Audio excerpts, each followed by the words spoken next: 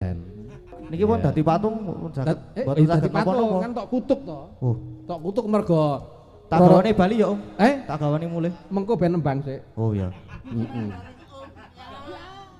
Mau sing bapakne wis titip aku ora macem-macem. Iya. Ayo patung Roro Jonggrang. Kuwi nembangmu Roro Jonggrang. Patung Roro Jonggrang. Lho, patunge mburi ana remute kok niku.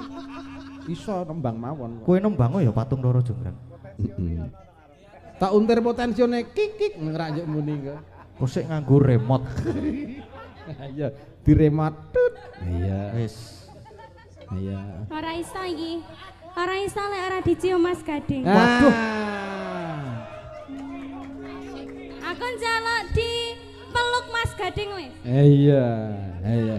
Tombole iki bangane ra iso nembang ya nek wah nek aku ya ngono kuwi.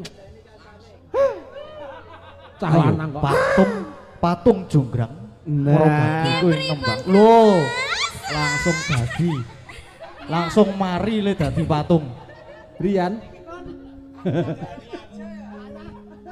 Sesuk aja nyabun lho, Bri.